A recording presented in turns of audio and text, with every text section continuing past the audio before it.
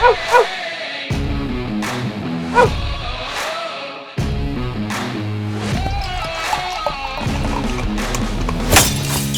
to the Dogger Pass podcast. I'm your host, Dan Tom, at Dan Tom MMA on the artist formerly known as Twitter. You can see my analysis, of course, places like MMA Junkie or Home of Fight. But today on the Dogger Pass podcast, of course, we break down high-level MMA, whether you're listening to this tonight, tomorrow, or hopefully it's before the fight, because we got a nice stack of cards set up for us.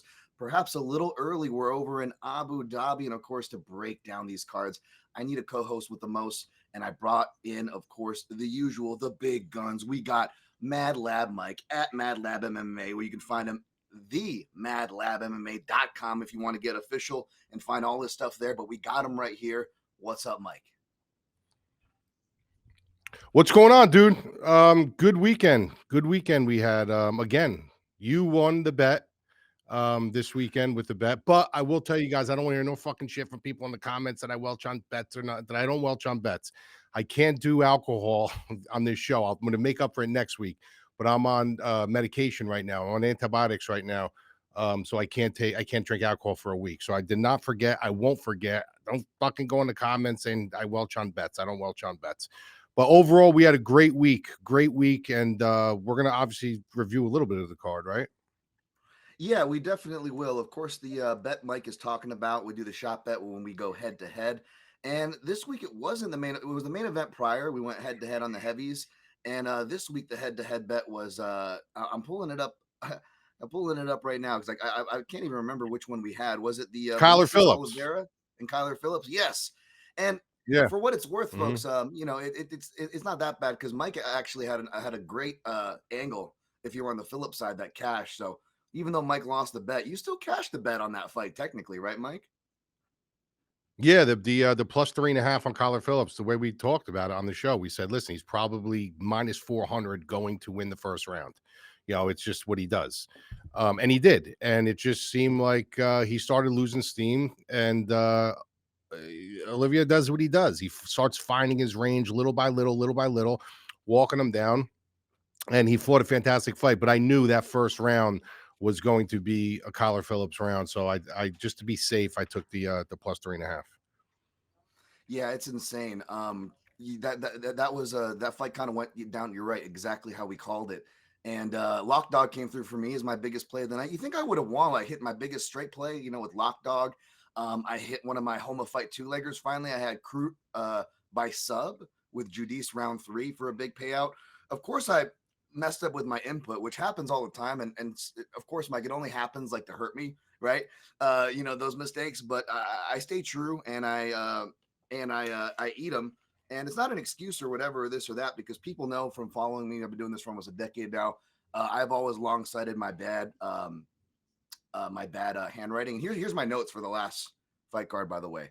You know, you can't even read that. Jesus stuff. It's Christ. Like Kevin Spacey from 7. So not only should shit. you not be surprised that I made a mistake, you should be not surprised that I don't make. You still got a Rolodex at your house? That's insane. Yeah, right. No, it's gonna look like the Kevin Spacey apartment from 7 when, you know, whenever you know, whoever busts in here for whatever reason. That sounds really sketchy, but you know what I'm saying.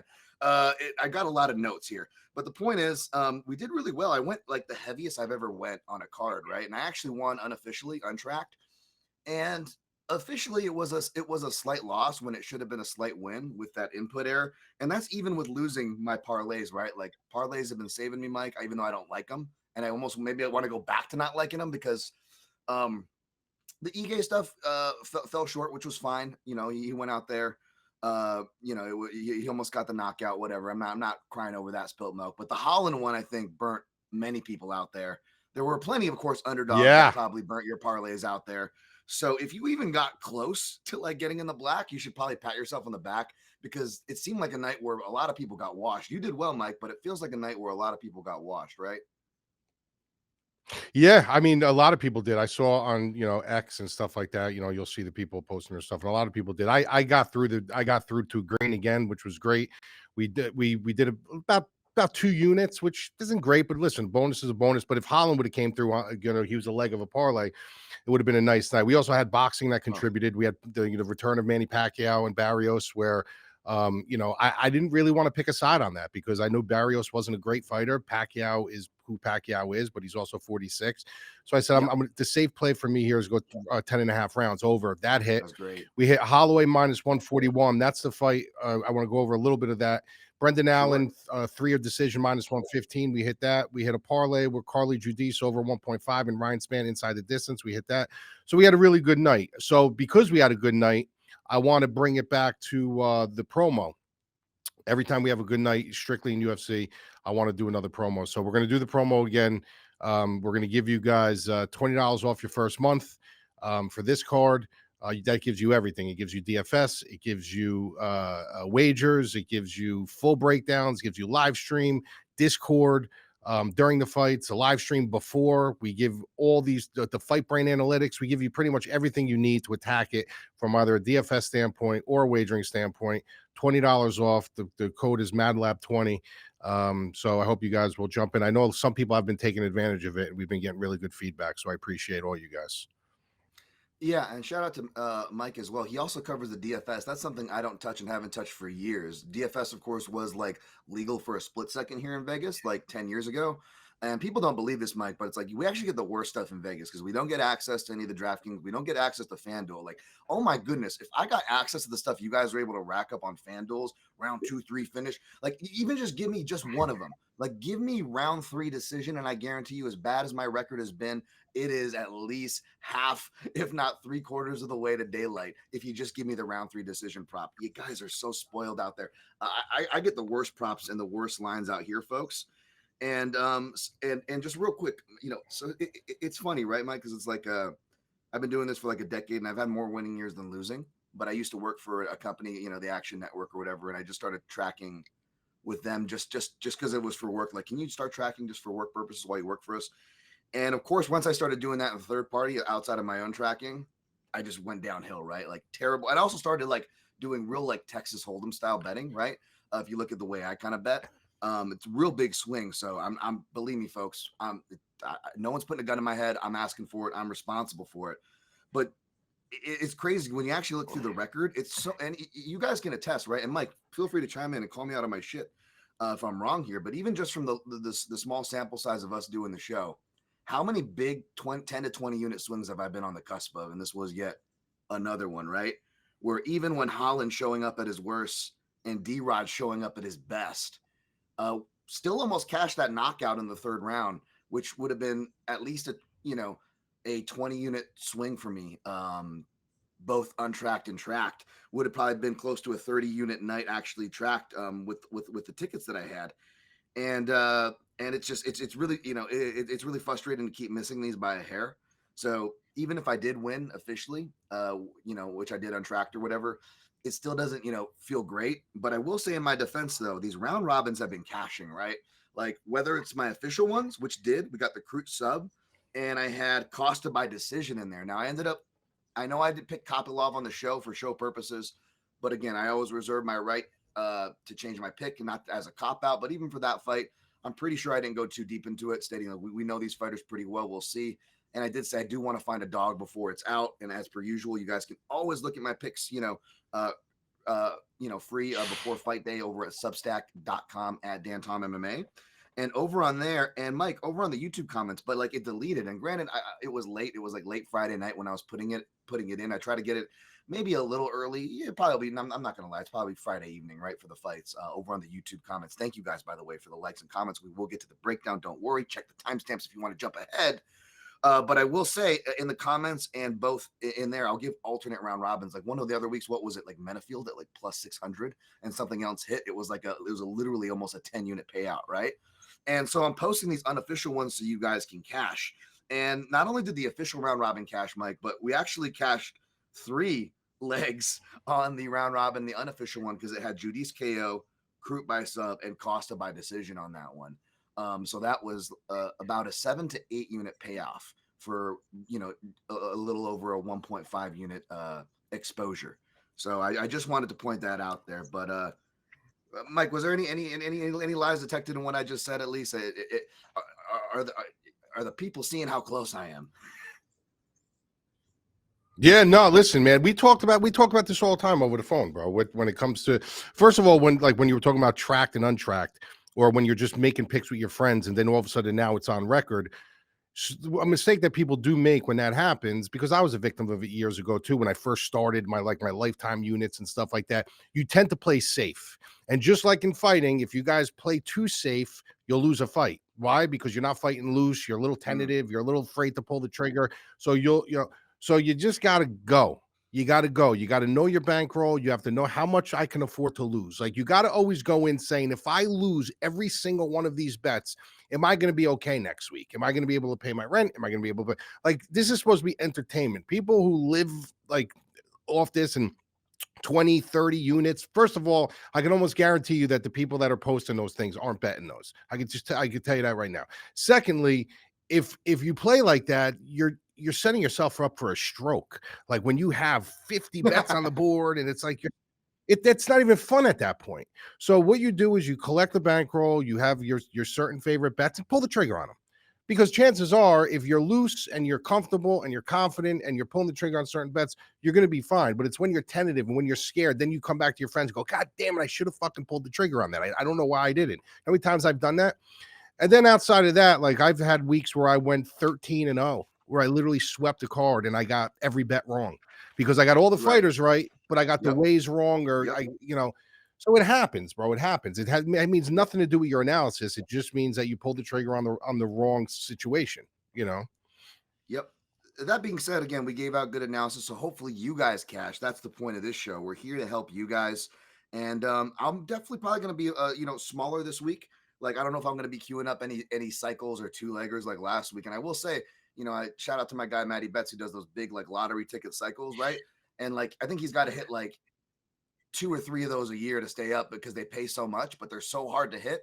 Like, I don't play those all the time, folks. I queued up 2, Mike, and they were both one leg away. With how I had Lock Dog decision, Crute sub 1. I had Costa decision, Crute sub the other, and the third leg tying them both in was Holland finish.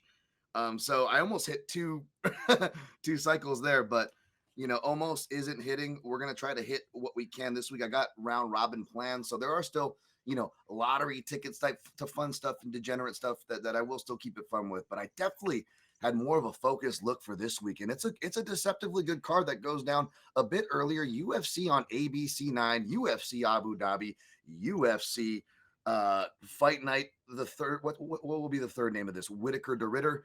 There's multiple names, folks. Hashtag UFC Abu Dhabi is where you can find it. But yes, it is headlined between Robert Whittaker, who's the former champ, of course, and he's going to be coming in as the favorite. He opened around minus 180, Mike, but money has been coming in on the underdog. You want to say he's the new hotness in town, but they're both 34 years of age. That is Reinier de Ridder, who is the plus 125 underdog. Of course, Robert Whittaker floating in the neighborhood of a minus 145 favorite from his opener at minus 180. And I'm not going to just kick it to you blind, Mike. I will throw some southpaw stats to both you and the audience. Robert Whittaker officially 6-0 against UFC level southpaws. But I'm not going to mislead you or the audience. And before I throw it over, I will say one of those fights is to a Yoel Romero, who fought orthodox in their rematch and arguably beat him, right? Even under that past scoring criteria. And fighters like Jared Cannonier and Dricus du Plessis, who are switch stance fighters, were able to hurt him with checking shots off the lead side, that old trusty counter southpaw hook. Won one of those, lost one of those fights, of course. Mike, what do you have for this fight? Yeah, man. This fight is one of these fights where I always say to myself, like, when you look at the numbers and you look at the way they measure up, you're looking at all the attributes that the Ridder has. You look at the streak that he's on. The casuals might really hone in on the Bo Nickel thing and be like, bro, he beat Bo Nickel. But when you really like cut it down to bare bones and you really just settle down and really think about it, like, who did he really beat? You know what I mean? I mean, the guy, when he first came in, he was I thought he was good. I honestly didn't think he was going to be good at all. I was like, this guy's going to get just ran over by Mearchart. And Mearchart actually was beating him, like, to a certain point. Then he ended up doing what he did and he won the fight. Then when he fought Holland, I was like, it's obviously what the UFC is trying to do. They're giving him Kevin Holland. I mean, that's the greatest guy to give a grappler who's going to really insist on grappling. He does what he does to Holland. Then he comes back and he fights Bo Nickel. And I don't care what anyone says. Like, Bo Nickel is a completely unfinished project. And if you get a guy like the Ridder that knows how to grapple, that can counter wrestle, that can do certain things in there, that has the experience to do that, why doesn't he have a good chance to win that fight? The only thing that it showed us is Bo Nickel just isn't ready. That's just that's really all. It didn't show us that the Ridder is so good. It showed me that Bo Nickel's a lot less ready than I actually thought he was, and that's a fact. And then when you go to the other side and you look at Robert Whittaker, you're looking at a guy who fought everybody. I mean, I'm not going to sit here and I'm not going to break down. He brought this style, and he fought Chimaev, and he fought Costa, and he fought, he fought everybody. He fought every style. There's no style he hasn't seen. They're both the same age, but obviously you got Whittaker, who is a lot older when it comes to fighting years. There is a difference between, who's fresher and stuff like that. I just can't look at the Ridder right now and pick against Whittaker yet. Like he didn't beat anybody that's uber impressive to me. He didn't do anything that he shouldn't have done. The Mearchart fight was impressive. Mearchart's okay, but still, he's extremely beatable. But for my money, Mearchart's the best guy he fought out of Holland and Nickel, especially stylistically, because he was the one guy that could have gave him like a little stylistic trouble. Good grappler, high submission rate, also good kickboxer.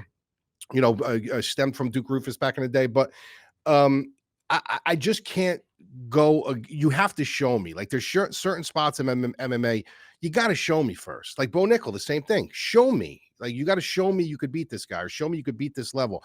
And this is a fight where I think this is a major step up for de Ridder. And I think it might be a spot where you say how soon you people forget who Robert Whittaker is. Now, he's not the most pretty looking striker. He does things that I do not agree with in a lot of different aspects of his fighting style. His hands are down. Some of his angles are very almost putrid looking, but it works for him. Like, he understands how to make things work. He's got good takedown. Now the submission threat is dangerous for me. Like that, I start thinking about what if the Ridder really commits, takes him down, gets on top of him, and starts working his Brazilian jiu-jitsu on him. Yes, and then I would get his back early. I'll be a little nervous, but he's got to get Whittaker. He's got to corner him. He's got to, mirror him. He's got to take away those angles and stop him from moving so much. And they're not in the Apex Center. They're in the bigger cage. And I think, someone like the Ridder, who's a little more plotty, not super athletic, not really fast, I think he's going to have some trouble tracking Whittaker down with his angles, with his movement. And so the way he lunges in and he hits in, he pops out, like, you got to get him. You got to grab him, and you got to bring him to the ground. And then when you get him to the ground, then we could talk. But you got to show me that you're going to be able to, cross that void, enter that fray, be able to get him consistently. Because you can't just say, I'm going to get him down once and I'm going to submit him. Maybe he does, but you're going to have to show me that you can consistently enter that void, get your hands on him, drag him down, and then get to work. And I'm not willing to bet that. So I like Robert Whittaker here. I was hoping we ended up on the same side as this one, man, because we're back to some consensus picks, which did us well. Last week came through, and I know we kind of skipped over that with Max, but Max and Robert are both like fighters that can kind of look like each other. I posted a little funny graphic of somebody did a Max Holloway look like Robert Whittaker, but they used to have one thing in common, Mike, which was I never picked against these guys, and I broke that when Max fought Volkanovski the second time. That was the first time I picked against Max Holloway, and one of the few times ever. And even though I try to stay unbiased or this or that, I don't do these things on purpose or whatever. And I don't even know if you could say Robert Whittaker is my favorite fighter. But Mike, since I've been doing this since it's the next month I turn 40. It makes 7 years at MMA Junkie or 8 years at MMA Junkie, and it makes a decade doing this because my first breakdown was Holloway, officially published before in public, was Holloway versus Charles Oliveira, UFC Saskatoon. And around this time, Whittaker was making his transition up from welterweight to middleweight and going on that crazy run. And for anybody that was on Whittaker, we were just cashing, right? We were just getting underdog numbers, not just against Jacare Souza, but even like his early fight. Like, remember again, Clint Hester, headbutter Hertha, Clint headbutter Hertha. That guy is so scary. You look like one of the Final Fight bad guys that was very, racially coded from the early 90s, if anyone remembers that arcade game. But listen, he went up and he was just cashing dog tickets. So perhaps there's a bit of that bias there. And a lot of it, was a bit risky. I'm not going to lie, even though I had units on him against Jacare Souza, which was insane at the time. And even Derek Brunson, which was, say what you will about Brunson, like people were not confident in Whittaker in that fight. And I believe Whittaker was a plus 105 dog or something, a slight dog at close. And he's traditionally done well in these grapple first fights. And that's why I even ended up picking him over Khamzat Chimaev, which I was like, is this the first time where I'm going to pick against Rob? And I was like, no, he traditionally does well in these fights, right? And even though Chimaev got in on a low single, that de Ridder doesn't shoot low singles, much less that fast, much less that athletic. But yes, he did close in the big cage for what it's worth. But again, that's not just an insanely good wrestler and an insanely good athlete, and both check boxes that de Ridder, though he's underrated in those categories, does not have. But Chimaev's also arguably one of the best first round fighters since BJ Penn, right? A prime BJ Penn, I should say. And so it's really hard to go against that outline. And when you rewatch the fight before the submission, Robert Whittaker is actually doing really good in the scrambles. And even de Ridder, when I was listening to interviews, he's giving him credit. He's like, he was actually doing really good in that. And I think people forget that. And you see, and de Ridder says it too. He's like, yeah, the choke's clearly not on. It was clearly an injury. And apparently, not only did he get it fixed, he just got the teeth ripped out, and he's just got implants. So it's however used he is to the implants at this point. It's not going to be like his teeth breaking or anything like that. And apparently these things are solid as a rock. So yeah, it could very much be, even if you add that in, and not saying it was flukish. I'm not saying Chimaev wouldn't have won, right? I want to be fair. But if you add that in, then it really adds into what Mike said about, is this a quote y'all must have forgot spot for the Reaper, Robert Whittaker? And I said, if I can get discounted by anything from minus 140 or below, I got a fire. And it was minus 138. It was one of those late nights at Bet on Schmed on Schmine.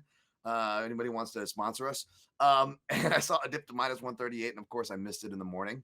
And I caught a re-dip because I'm like, okay, it's not going to, I think minus 140 is about where it's limited to. All right. That's not just where I marked what I want, but I think that's where the hard mark is in the market. Right.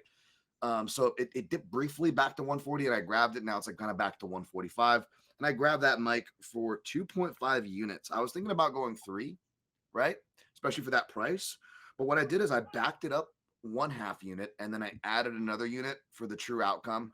Kind of like a Derek Lewis spot where you bet him by KO. It's almost like the money line.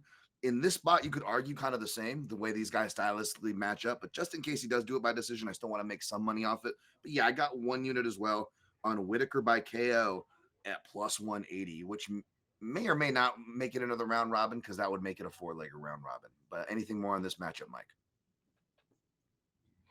No, the only thing I do want to say, look, you were breaking up a lot there, so I got bits and pieces. I heard you bring up Chimaev's name. So the one thing I do want to say about, if people are going to like use Chimaev, like, well, look what Chimaev did to him.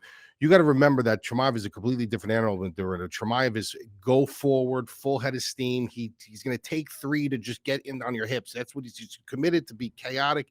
De Ridder's not like that. De Ridder's not a guy who's just going to charge into the pocket, take you fucking down. He's if you watch Chimaev and him, the way they enter the fray and they go in for the hips, it almost looks like the Ridder's drinking a fucking cup of coffee. You know what I mean? Like Chimaev is going to just chaotically charge up, and then once he gets you down, it's almost like you don't know what's going on. He could be on your back, he could be here, he could be there. So I could see where you can get caught with Chimaev pretty simply, because you, not that you're panicking, but you're kind of like wondering, where is he next? What limb do I got to protect? Where de Ridder's a little bit more strategic. He's a little bit more, well thought out. And that's where he's going to have to find Whittaker. So I didn't hear much of what you said, but I heard that you were on de Ridder. So I guess it's a main event. We might as well throw the bet on this one. No. I'm not on de Ridder. I'm on Whittaker. No way. I'm on Whittaker. Oh, Whittaker. okay. All right. I thought I see. That's why I only caught like a very. I must have been breaking up bad. bad. Yeah. No, I agree with you that it's a show me spot, and just the striking defense. Even though I was arguing for the underrated striking of de Ridder, by the way, I'm somebody who cashed on de Ridder against Bo Nickel, folks. I was all over that round 2 as well. That's a great bet. Yeah. I went like 1.5 on like plus 330 or something. It was good. It was just, again, show me spots, right? And like you said, Mike, this is the same thing, but reverse now. Now the shoe's on the other foot. So you're going to do that, put the shoe on the other foot, and that foot's going to be the fighter that I've never picked against, one of the best proven middleweights, and at a time pound for pound fighters at a playable chalk. I will take it. So yeah, I got 2.5 units on Whittaker actually, Mike, and one unit on the KO. Love it. I will have a wager with Whittaker as well. And I will say, I don't want to jinx it or whatever, Mike, but main event. I've been hot on these main events since we started. Aside from the very Yeah. first show where we all picked Bilal, but we're like, we don't want no part of it. It's JDM or pass. Outside of that first show, where all four of Yep. us were on, I've hit the main events, folks. Which is just want to say that somebody commented and said this guy's always wrong. I'm like, listen, you don't gotta like me, but like always wrong. Who When said I'm that? perfect, Who said like, that? come on, someone in the comments was like, I was like, you don't gotta like me. I'm like, at least get your criticisms, correct or funny if they're gonna be incorrect. Like, that was neither. Be I funny or laugh at that. factually Like, bro, correct. you got to see some of my comments. You got to see some. I don't even comment when they say things like they come in with a green avatar or a pink avatar, and they're just like, "Who the fuck are these guys?" And I just throw kisses at them. Oh no, man! We've been getting ridiculously positive comments, honestly. So thank you guys, much love. I just thought that one was legit funny there. All right, we got the next fight lined up for you. It's the co-main event. We're gonna jump down to. Sorry, it's a bit out of order on the odd sheet here, but we got Petr Yan minus 375 versus Drexel from True Romance. Marcus the Maniac McGhee plus 300. You remember Drexel, Mike? Yeah, you know who else he looks like? McGhee looks like the guy from Cobra. Remember the Oh movie yeah, Cobra he with does. Sylvester Yeah, Stallone? the axe guy. Yeah, the pock face Yeah. axe guy. Yeah. I'm gonna get you, pig. Yes. Oh, Cobra. Yeah. I'm ready. He has the scissors with the pizza. I think that's the same one he's eating. Bro, I was just gonna say that, bro. Yeah, Yes. dude. You know how many times I came did up that with the same because of that? movies. The cold scissored pizza. It's the So fucking great. best. Oh, we came up on the Yeah, same dude. movies, Mike. I love it. I love it. All right, but on this fight, I have a Wait, suspicion. real quick. Yeah. Notation on the Cobra movie. This is the truth now. You All right. know Bridget Nielsen. She's in that movie. That was his Oh wife yeah. shortly Yeah. after. Yeah. You know how Mhm. tall Bridget Nielsen was, right? Yeah. Okay, She was now like when you 6'1" watch or something, Cobra, right? Like, they're the same height because they had him walking on planks during a lot of the oh scenes in yeah. that movie. Hey, There you go, everybody. and That's my being guy, short dude. comes useful, Mike. Sometimes I can get underneath the girl real easy. Sorry, Sly says a lot of things, folks. Don't let me start on my Sly impressions. I'll start saying dirty things about glass coffee tables, and it'll be all over. But out of Sylvester Stallone lore and into the fight lore, do you agree with the? I'm guessing you don't disagree, but I don't know, man. Are you going to hit me with an underdog shot here, or are you Petr Yan all day like myself to bury the lead, Mike? No, I can't. I can't go with Marcus McGhee here. I listen. The one path that I will say that he has here is he's extremely explosive. He's extremely powerful. So you get caught. Anybody gets caught. If you get knocked out by the punches you don't see coming.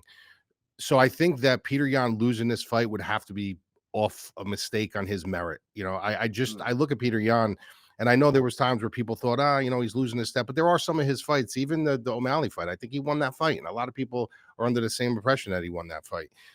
He's just such a clean striker. He's well thought out. He's got good power. He's actually a very good wrestler, grappler when he has to be. The whole Aljamain Sterling thing that happened, that's another issue that could have been a W in his corner if that whole thing didn't happen. So I just look at Petr Yan as like so well rounded. There's not many X's that you can give him. Like when you look at his overall game, you're like green check mark, green check mark.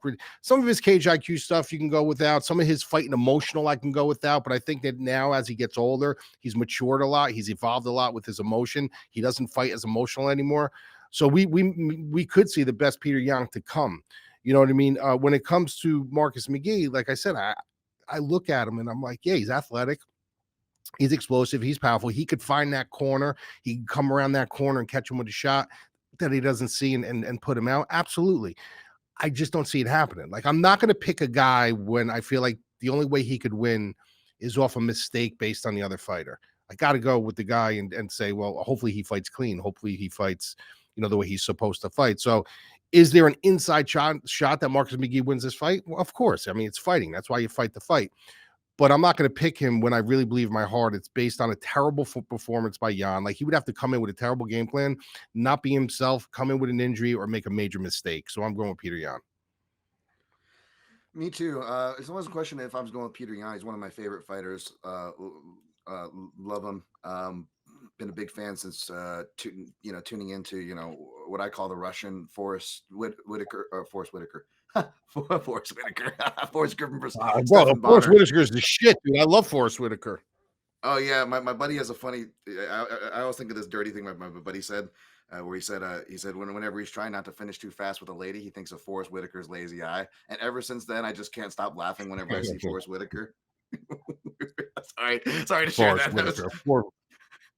I remember Forrest. we were on a double date with some girls, and it was like that, like Olympus Is Falling, whatever, where he's got the camera or whatever, and like that preview came on, and I just look over at my buddy, and he's just looking at me nodding when Forrest Whitaker. I couldn't stop laughing. Like, God damn you, fucking Forrest Whitaker. He's the man, Forrest Whitaker.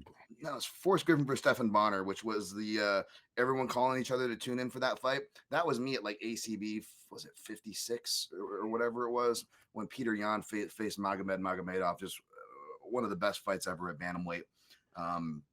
Top 5 all time. That was when Yan was early in his career. He's very similar to Holloway in a sense of he's a archetype I like to refer to as a builder. Likes to build on his offense.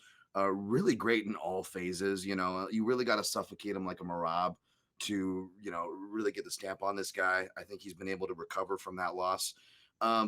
And I think Marcus McGhee is like the poor man's version of that. Like, he does some cool stuff, but he's more like party tricks. You know what I'm saying? It's more like party tricks kind of a deal. Like, he's athletic. He's got pop. There's smarts to it. But there's not like a consistent process to it all. And I think it only works on a certain level.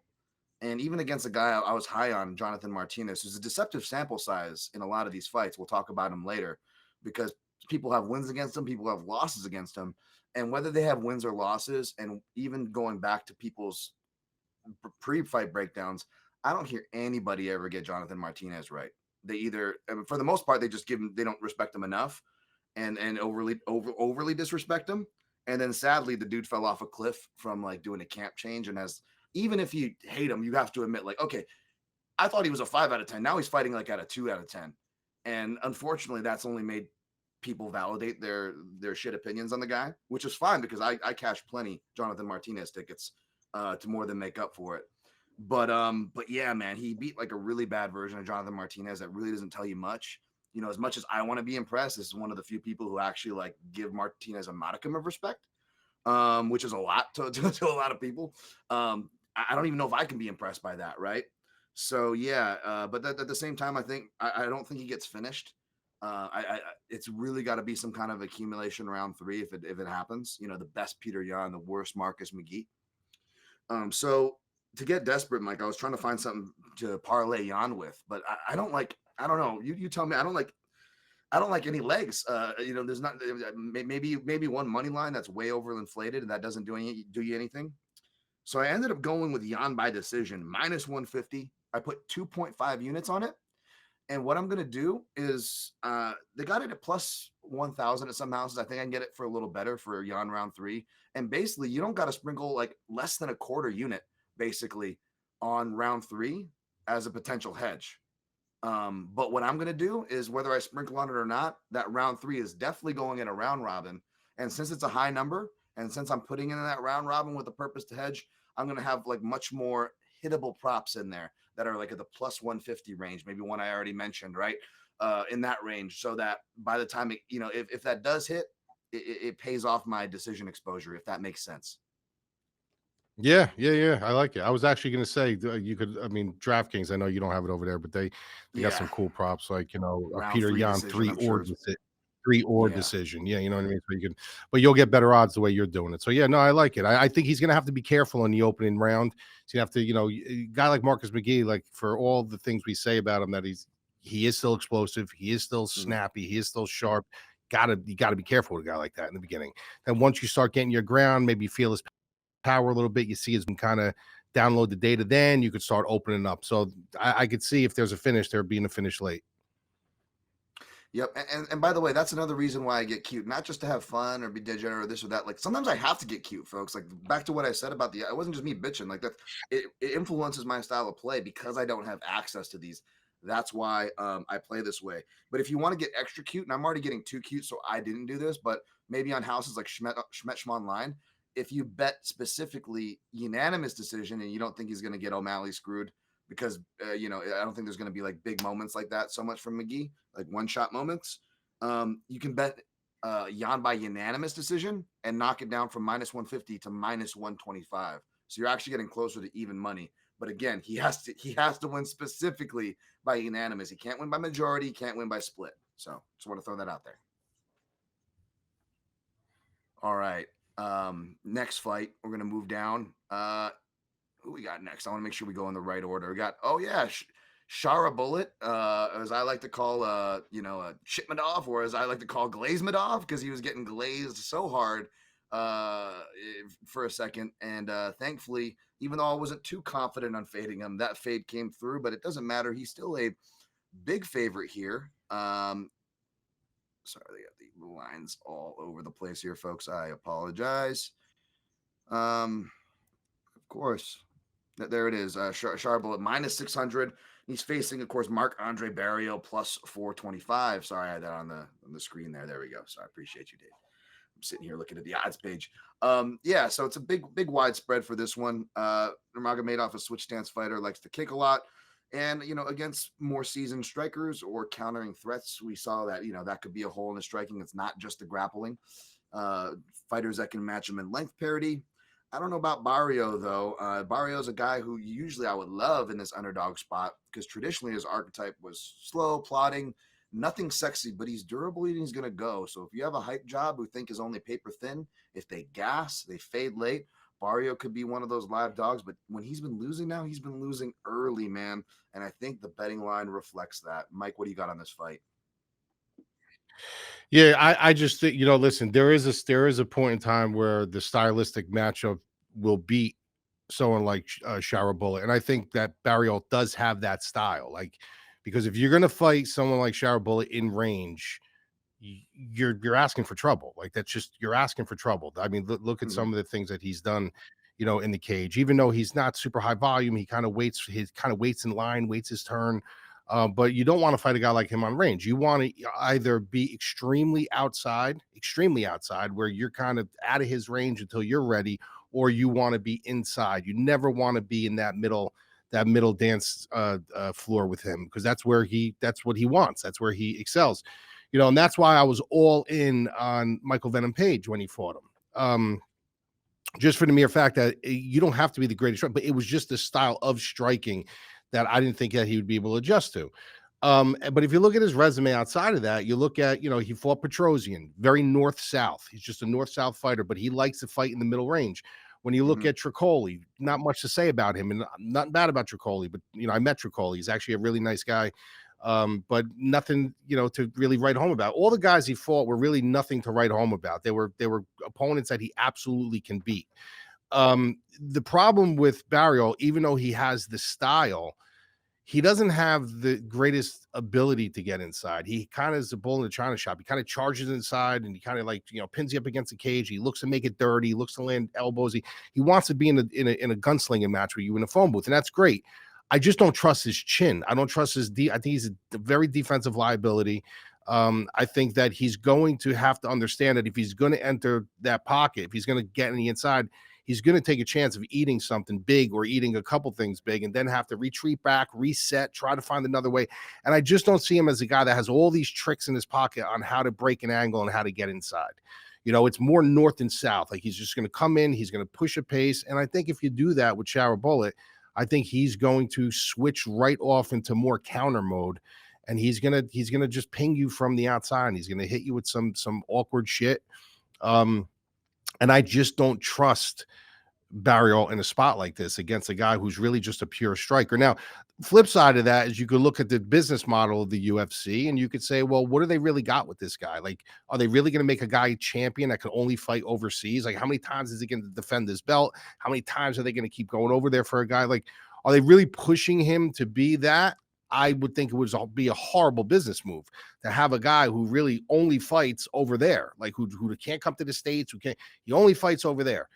From that point, but what do they got with Barriault? They got a guy who's tough, who's a very good gatekeeper at this point, but his durability is starting to lax, and they don't got really nothing with him either. So in this, I think they're just looking for a really good fight, a fun fight, someone that's going to bring the fight to Shara Bullet, but also give the people over there a win because that's their guy. So that's where I'm looking at this. I think Bullet gets this done at some point, probably over the 1.5 round mark when he starts making his reads and dialing them in. I think he catches them with something.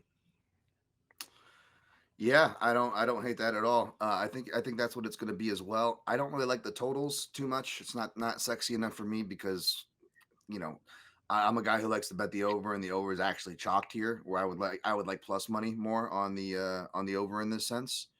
So it's like you got the big odds, but then you also have it, minus money to go over. And I never like that combination, especially when it's a big odds for an early finisher type guy. And I'm not a big fan of Shara. I will say though, you when we talked about looking for something to pair up that Petr Yan round 3, in the round robin, for example, it wouldn't pay much for the other stuff. It would definitely lower the prices, putting anything minus money. But I will say a minus 150 paired with a plus 1,000 pays like at least 2.5 units. No, pays just under 3 units. So that would pay off the exposure as well there if those things hit. But there's another minus 150 that I like better, lower in the card. But yeah, I'm not much more to say. I'm gonna pick Shara Bullet here, but I will say this: I will be keeping an eye out if Barriault is able to survive that first round and they post a stupid number on him. Still, I may take a little stab there. So that's what I'm going to keep an eye out. But let's move on to the next fight. Down the line, it's Almabayev versus Jose Ochoa. Now, Almabayev was initially supposed to face Almabayev, by the way, minus 180. Ochoa minus 110. Ochoa 110. I believe this opened near pick'em odds because that's where it's been kind of staying back and forth. I've seen Ochoa go up to minus 115. I also have seen him go down to minus 105. Hold that note. Ochoa, of course, is a southpaw here. We last saw him Cody Durden, who we had in one of our first dollar pass parlays, but I remember in my credit, I put in the round robin. I said, as if people push back on our Durden leg, and I said, well, if you don't like the Durden leg, go with Ochoa round 2, folks. And I even had that in my round robin. And again, back to the YouTube comments, why you got to be down in that party? Give us the like button, say hi, and keep an eye out, right? Keep sharing it out. We'll keep sharing the plays out. And that Ochoa round 2 hit, man. And usually he's a guy that gives up round 1, but he was showing he'd come out hot. Looks like he is in shape for this one. And he is a southpaw, whereas, Almabayev was getting ready to face Temirov, who's more of a wrestle boxing orthodox power puncher. So a dangerous guy nonetheless, but a completely different style. And Almabayev against southpaws, and I'm not going to kick it over to you blind, Mike. He is 2-0 against UFC level lefties. One of those fights, of course, is against Zach Makovsky, which was a split decision back over, I believe, in like Brave or something. But I watched that fight, and that was a fight that should have went Zach Makovsky's way. Again, a southpaw fighter who can work the body counter, and he was the more damaging fighter overall. But it was a really cooked decision. And then the other was against Ode Osborne, where he just kind of grappled him and went right to Ode's weakness amidst Ode's big losing streak. And Manal Kopp beat him last time out. Manal Kopp is a switch stance fighter, but he messed him up from southpaw. I don't know if you agree or picked up any of those same reads, Mike, but what do you have for this fight, man? Yeah, this is going to be a good fight, bro. This is a really good fight. Even Ochoa is coming on a little bit of a late notice. It's amazing because both of these guys have attributes that they really should be able to trump each other in 2 different categories. You got Ochoa, who's got, to me, much better striking than Almabayev. And I think Almabayev's path is to take this fight to the ground, and he's got to spam takedowns and get in on his hips and do what he's got to do to kind of slow that down and take that rhythmic tempo away from Ochoa, so it doesn't allow him to really catch fire or catch tempo. Because once he starts catching tempo, what I would do if I was in Almabayev's corner, I was like, now it's time to make him reset. You got to stop the bleeding, and you got to make him reset and recalibrate. And you don't need to take somebody down to do that. You just need to get in on their hips and make them work to get out of a situation. So, when I look at this fight, I look at even money. I'm like, yeah, both guys have their trump card, right? Both guys have an ace in their pocket that they can absolutely win this fight. And both guys have the opportunity to look like a minus 800. Even though the odds are so close. But when I look at you got to also look at the landscape of the fight. It's not like boxing, where boxing it's 10 to 12 rounds. You got all these rounds to adjust and come back and make your adjustments. And if you go down 3 rounds, you can come back 3 rounds. You got 15 minutes to make your adjustments, to get out of a defensive situation, to get back into an offensive situation. Like, you got 3 rounds to do it. So if you tell me that the stylistic matchup is Almabayev, now when you look at Durden and we look at that fight, he was able to take Ochoa down 2 times. But the thing with Durden is, yeah, he's a good wrestler, but he doesn't use it all the time. He has been really lately getting caught on the feet. He's liking his striking. He's liking the boxing. He likes to showcase, and that's fine. But if he was a guy who just committed to the wrestler, we could have seen a different fight. So when I look at Almabayev, he doesn't need to take him down like every shot that he takes. He just needs to do what he does, and he's going to do it. He's going to spam takedowns. So what's going to happen is he's going to get on his hips. Maybe he doesn't take him down, but he's going to have him in a situation where it's going to make Ochoa try to get out of a defensive situation. The lactic acid starts building up in the arms a little bit. He can't really get too much into an offensive tempo because now he's got to worry about defending a shot every chance that he gets. So Almabayev's path here is early and often he needs to get in on his hips and cause a disruption in his timing, cause a disruption in his range, cause disruptions in his striking.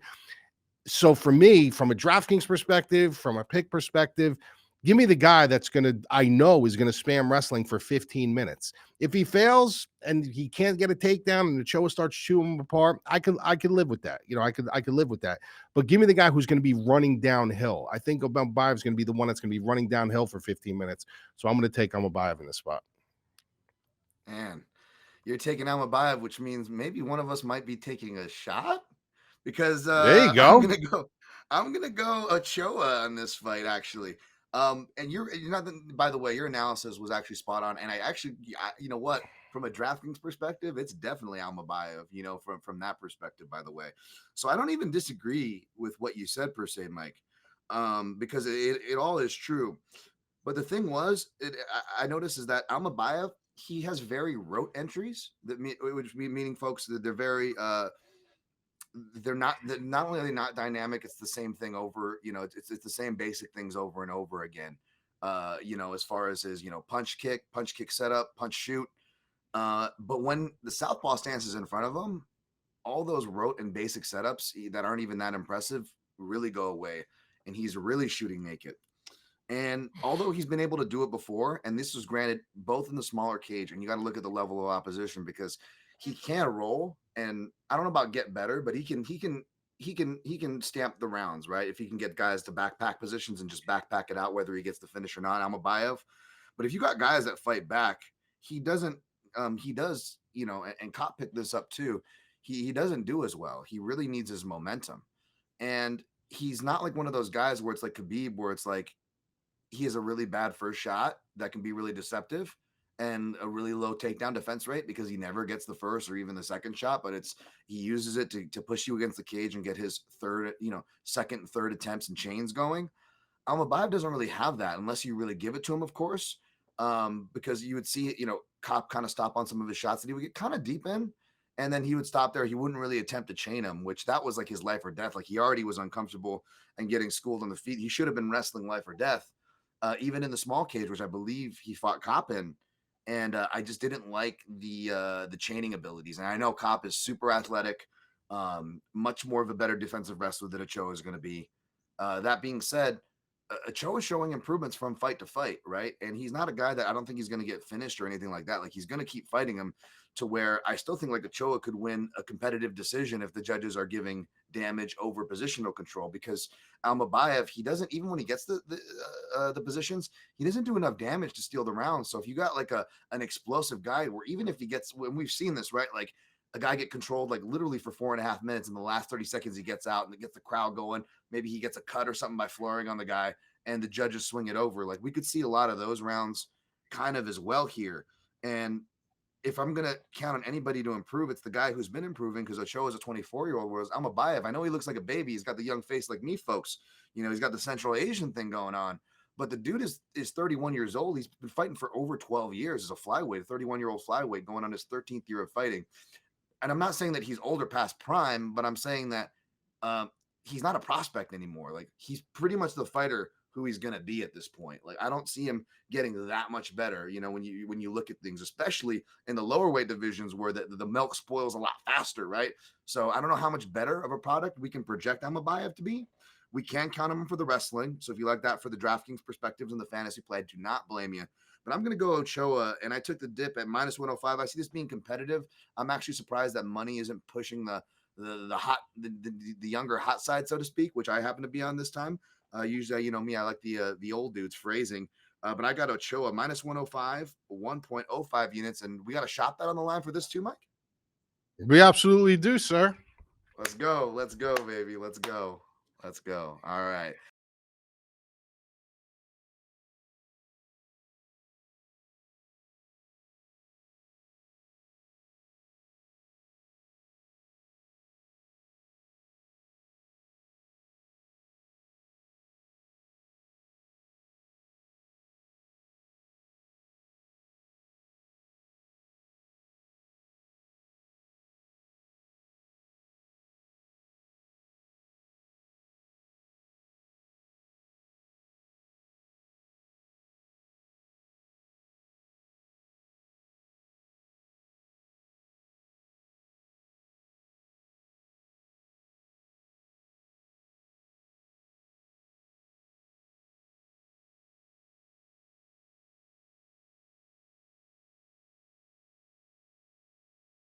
Let's go to the next fight too, as well. Moving down the main card, of course, we've got Nikita Krylov.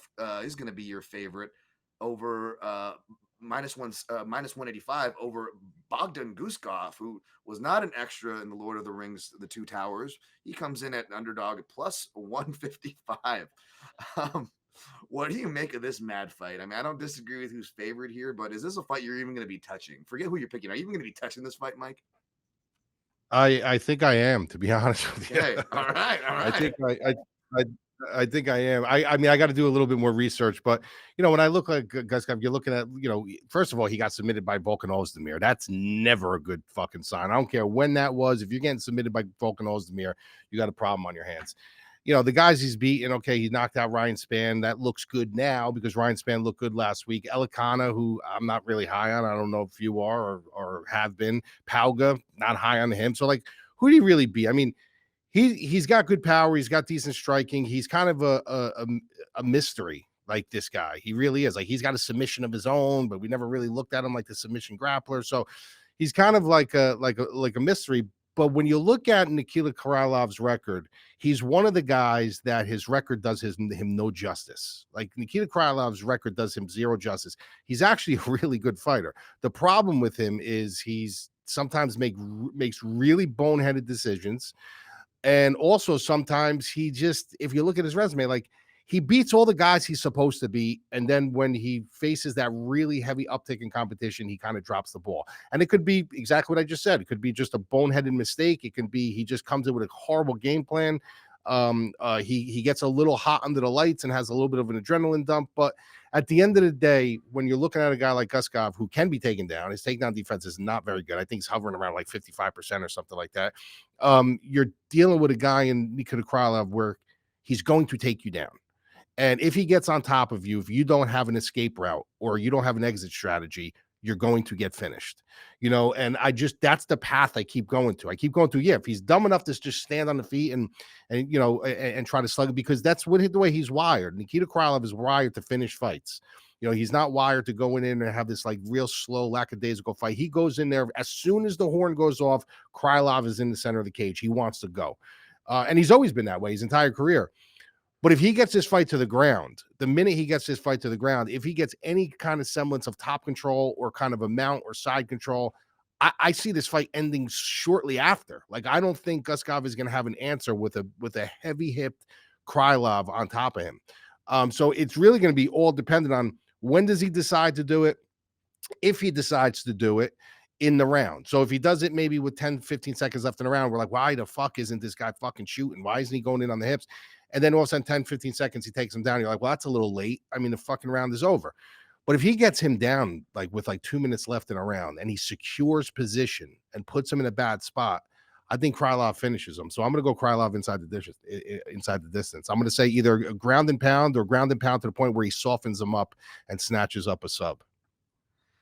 Dude, if you pair Krylov with Petr Yan, that knocks it down to -115 near even odds. But then you're also you're parlaying Nikita Krylov though. That's the catch. Yeah, that's the whole thing. You're probably, but I honestly, if I take this, like I don't think I would take him. I'm not taking him at -192 or -190. I will look for some kind of a finishing prop in there because I do think if he gets on. Yeah, I do think if he gets on top of him, he's going to finish him. So maybe I'll sprinkle like a first round, Nikita Krylov prop or something. I got to look. I got to really dive into it. But I think that's his path. If he takes him down and gets some kind of top control on him, Guskov's not going to have an answer.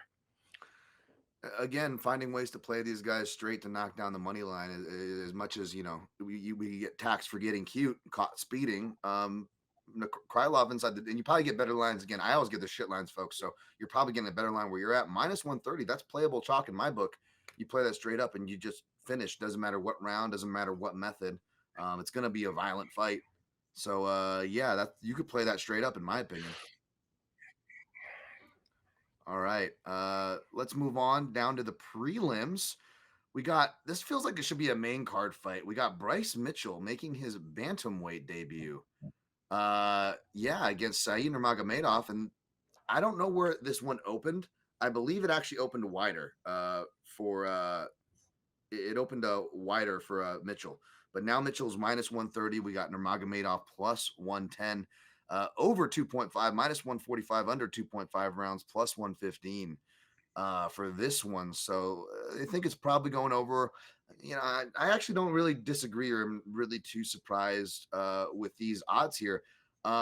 Saeed, of course, does like to fight from that southpaw stance, not from. I mean, he fights from an orthodox stance, but Mitchell fights from the southpaw stance. And Nurmagomedov, I was going to say, he's technically 0-1 against UFC level lefties. Again, that Jonathan Martinez fight that I was there live and I bet him. So that was the obnoxious drunk guy. I was like, yeah, Martinez. Remember someone told me to shut up, like he lost, and then when he won, I was like, yeah.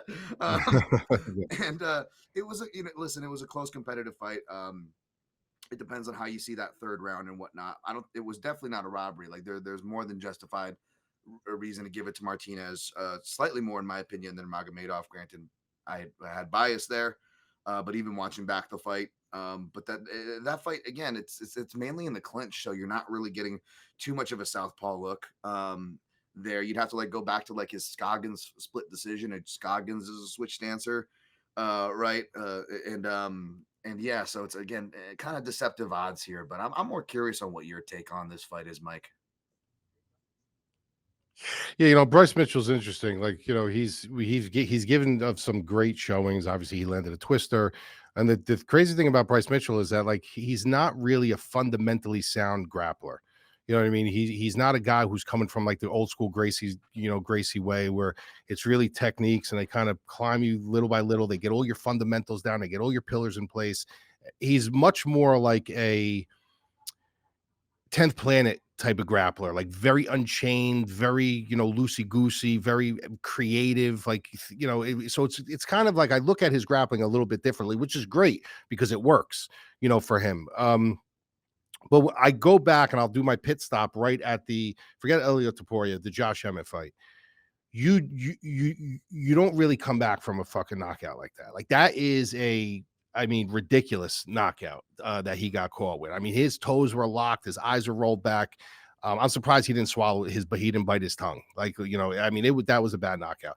So what do? They bring him back. They bring him against Kron Gracie, who to me, if Kron Gracie didn't have the name Gracie, he would not even be sniffed to be in the UFC. He's just not a UFC fighter. I don't look at him that way. And I think that he's living off the Gracie name. He wins that fight. Good for him.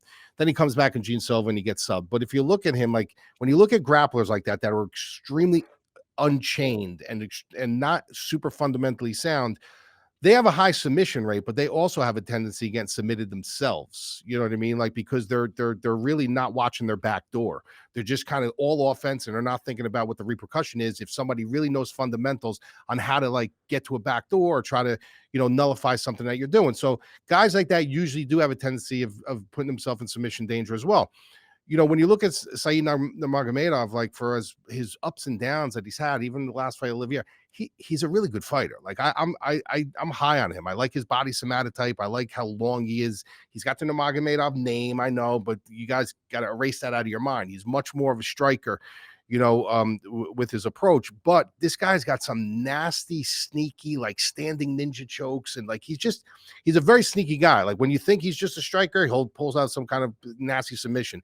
His problem is his gas tank. Like he will come all in with like this matrix style and this really dynamic way, and he'll look really good, but then he'll look really good until he looks really bad. And that's my fear with him. But when I look at Bryce Mitchell, I'm not high on his stand-up. I know you said he's a southpaw and everything, but to me, just because you fight southpaw doesn't mean you know how to fight southpaw. Like, just because you say, I went to box today, doesn't mean you know anything about boxing or you know how to box. Like, I don't consider him a true southpaw because I don't think his striking is really worth a shit. I really think Bryce Mitchell's striking's kind of terrible. Because it's not only about your offensive striking, it's about your defensive, your capabilities. How do you move, move your head? How do you step off the center line? How do you, read certain body languages where you kind of pick and choose your side? Like, there's a lot involved where he's really not good. His wrestling also isn't really that good. So him to get the fight to the ground is kind of like you said about Almabayev. It's kind of sloppy. He kind of just shoots desperately. Everything's naked. You don't want to take numerous naked shots against someone like Saeed. You know what I mean? So, he is a guy that will snatch your neck up, if you take a naked shot or there's nothing tied behind it. Like there's no setup. I just think Saeed's the better fighter. Like, I just think he's the better fighter. I think he's the more polished fighter. I think he's the much better striker. I think, I think that, Bryce Mitchell will have trouble getting it to the ground. If he gets it to the ground, we could be having a completely different conversation. You know what I mean? Especially if he gets it to the ground late, when Saeed starts to gas out a little bit. But I like Saeed here. I like the dog. Yeah, me too, man. Me too. I do as well. He's my pick. It was my question is how I want to attack him. I missed the plus 150 opener, and the highest number I saw was plus 125, which starts to get me tempted again, right? But even that's not like the craziest number. And I found perhaps a better angle of approach here because I agree. By the way, I don't rate Bryce Mitchell very high, much less his striking. But you know me, I always got to give out the southpaw stats, right? As far as that goes. And Saeed doesn't look lost when he sees the southpaw stance. His game doesn't really change. He's not exactly a jab heavy fighter, which I would like more of if anything, right? But yeah, he's got the ninja choke that everybody's calling out and the accuracy on the spin kicks. I mean, John Silva was throwing some of the most telegraphed and like just playing with his food, right? Like I don't think I bet John Silva on that fight, believe it or not, even though I obviously picked him to beat Bryce Mitchell. But if I had a ticket on him by finish, I would have been screaming like at a certain point, like, oh, you're not going to do one of those fuck around performances where okay, maybe you still win, but you just take him to a decision because you're just playing with your food, like the Anderson Silva gone wrong, right?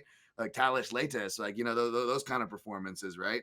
But you look at it, even with that, he was able to hit him with just like the most telegraphed spinning stuff, and Saeed Nurmagomedov spinning stuff is not telegraphed. In fact, when you look at the few fighters who bounce between 135 or 145, Ricardo Ramos is one, and the guy who sent him up to 145 was a spinning back kick from Saeed Nurmagomedov, right? Could we see the same, with depleting your body? Bryce Mitchell's going to be the bigger guy, and he's going to enjoy that mentally. But we see what it kind of do to your body as well. It can make you not take shots as well to your head, but even to your body. So it could be a knockout, or it could be maybe a club and sub. Could he win a decision? Sure. But again, if we're in the round 3, I don't like where Nurmagomedov's cardio is. It's going to, I don't know about you, Mike, when you were processing this fight, if you were getting flashbacks to the Philip Vinicius Oliveira fight, because it's a similar dynamic, as well as, we just saw Nurmagomedov against Lockdog Oliveira, right? But that being said, I was high on Lockdog for a reason, and Bryce Mitchell ain't able to do that, ain't able to do any of that. Lockdog also has really underrated wrestling, right? And I will say this, the Nurmagomedov name, you said forget about it. And it's true, right? Because they're not related and he's more of a striker. However, he was gone for like 2 years before that before that Oliveira fight, right? So you want to cut him some slack there. Like he actually is like he beats Oliveira in the first round, and he's actually beating him for the first half of the second round, but then his cardio takes a dump because again, Oliveira puts it on like few other fighters can, right? Like even if Bryce Mitchell wins this, he's not putting it on the same level as Lockdog Oliveira. If Bryce Mitchell wins this, it's going to look like the Edson Barbosa fight where he literally just timed the perfect takedowns at the perfect time, and it was still a deceptively competitive fight from a scoring perspective. But yeah, it's going to have to be that kind of fight. I don't think he washes him out, and I definitely don't think he finishes him. So because of that, Mike, I looked at the finish only prop, which means if the scorecards goes no action, and Saeed Nurmagomedov minus 150 for finish only. So I'm not saying I still can't go change my mind, or not that he's a live bettable fighter because he tends to gas, but I can still maybe lay the money line if I want to. But Mike, what do you think about finish only? I put 2 units on that at minus 150 to make a little more than I would make with my original thought, which was just to go 1 unit on plus 125. Now I lose decision equity, but I also lose, but I also can get my money back if Bryce Mitchell wins by decision, which is his win conditions, correct? Or am I crazy here? Yeah, no, I like it. I mean, the only thing with that is like to say his only win condition is decision. I don't know if I agree with that because he is a slick grappler, and there is a situation that can be had where maybe he does cinch something up. He's very confident in his grappling. I mean, anyone who goes for a fucking twister and lands it, I mean, you got to be super confident, especially in front of a fucking national audience. So the kid does have grappling chops where he could. Do I think he does? No, I think you're right. Am I willing to lay like minus 150 on it? Yeah, I guess it's a good bet for me though. I don't see him beating him, Saeed. I don't see it. Like I don't from hell or high water. I'd be actually impressed if he comes into this fight and he wins this fight, and if he wins this fight like decisively. Like if it goes to the cards, I could see maybe a split decision happening. But yeah, I don't know, man. Like the more I look at this fight, I'm just the things I've seen from Bryce Mitchell, his personality, the way everything is like he changes with him, and I don't know, man. I don't know. I was not super high on him once before. I did like him. But then he started like ungrowing on me. And I look at Saeed and I'm just like, he's a fighter that, when you look at guys, you look at certain guys and you say he's fighting over his ceiling right now. Like he blew his ceiling up. He's overperforming. I still look at Saeed like he's underperforming. Like he's underperforming for his talent. And I'm hoping that he comes out and shows that in this spot. So for me, I'd probably go with the plus money, but the minus 150 I on that, I don't mind that at all. yeah. Because again, just to add to that, by the way, I'll probably take over the counter. I can't play that line, right? That's an online only thing. So I'll probably take some Saeed Nurmagomedov if he's still plus money come Friday, folks.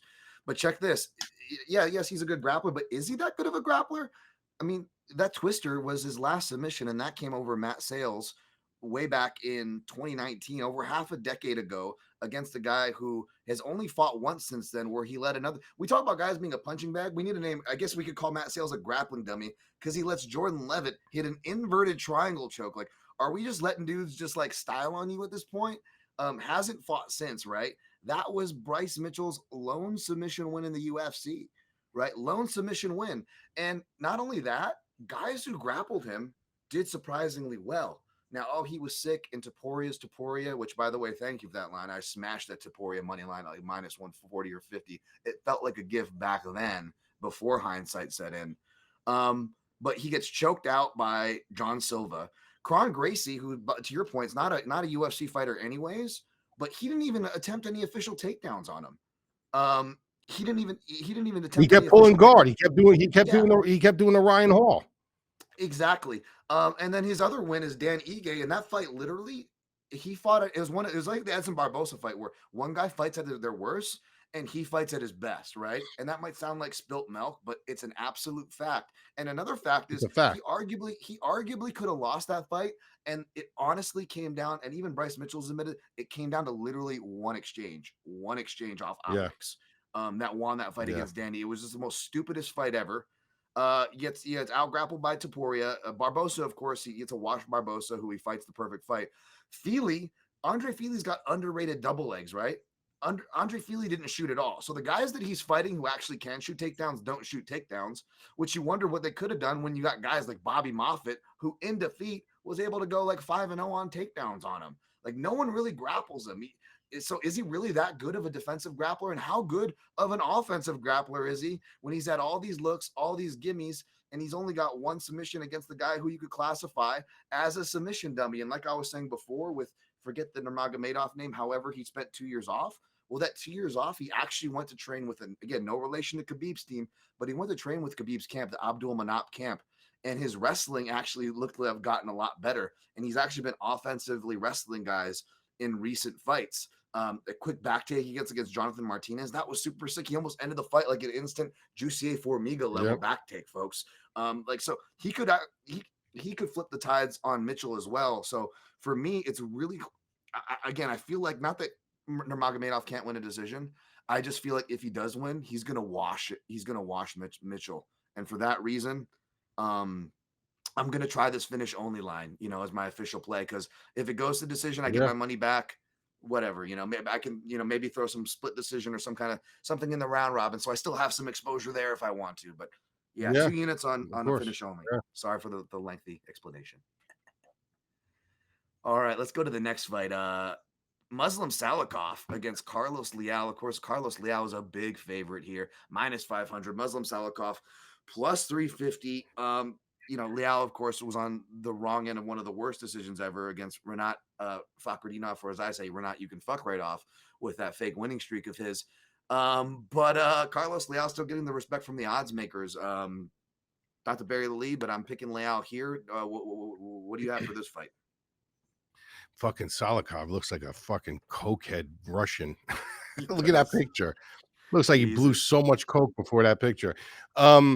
Look, man, he's 42 years old. Is he the better fighter? Technically, yeah, he is. Salikhov is. He's that Wushu Sanda style. He's got, look at his resume. It's insane. But at the end of the day, he's 42 years old. Like eventually, even though he's been competitive in all his fights and he always is dangerous, eventually that wheel gets looser and looser and looser and it's going to fall off. So it's really just the question is, when does it fall off totally? If you guys are the type of people that are going to just keep taking your chances with him and then learn your lesson when it falls off, that's cool, because maybe it doesn't fall off this fight, but eventually it's going to fall off, and it's going to fall off in a big way. And against a guy like Leal, who can crack, who's younger, who's, a lot fresher, who's, probably going to get to the spot sooner, I'm not willing to take a chance on Salikhov. So as much as I hate the price tag, I kind of understand it. So I'm going to go with Leal too. Yeah. Leal, by the way, -150 by KO, -180 by inside the distance to cover any submission upsides. Does he even have any submissions? But because I really like the KO prop here, I feel like you could play that straight up. Nothing crazy, obviously. But my limit's kind of coming up. So he's got 2 submission wins, an arm triangle choke, and a that's the other one. I'm not sure, it's not popping up right now, but yeah, he's got some submissions, I guess. But yeah, I feel like he's gonna knock him out. Shoot, I don't want to put any minus money in my round robin, but like this was the -150 I was talking about, because I want something paired up with that Petr Yan. Maybe I just put a little like 0.15 0.1 or 0.15 flyer on that, plus like a Yan round 3 for a hedge. I don't know, something stupid, but yeah, I don't know. The lines are making me look like and trying to get too cute here. Like I can't really parlay Leal, so I don't know what I'll do. But that KO line, I want to do something with it, Mike. But unless you have anything. All right, yeah, I don't hate it. Like I said, I don't hate it. He's gonna find the spots. He's gonna have plenty of opportunities to find spots, especially later in the fight. Initially, Salikhov is tricky, and like I said, that wheel's eventually gonna fall off. Why are you gonna mess around? I know it's tasty. You guys are looking at, oh my god, +350 for Salikhov. At the end of the day, you're betting on a fucking 42-year-old man. Yeah, that's been through it, too. That's been, so I personally wouldn't. He looks like Russian Jean Reno from The Professional at the end after the apartment assault. He looks like a fucking bowling alley dollar draft drinker that just stuffed his fucking face full of cocaine. Yeah, yeah. That nose is gnarly. All right, let's move on to the next fight. We got Blackshear as a favorite over dangerous Davey Grant there. Davey Grant plus 250 for Davey Grant, throwing his shins there. And of course, Blackshear minus 320 over 2.5 rounds, set at minus 140, under 2.5, plus 210. Yeah, I feel like this is going to be competitive in an action fight all throughout, but I'm not sure if either of these guys get the finish. That being said, if you bet the over like a decision, I think your butt cheeks are going to be clenched. I'm leaning toward the favorite in Blackshear as much as Davey Grant is always a deceptive live dog. But what do you got for this fight, Mike?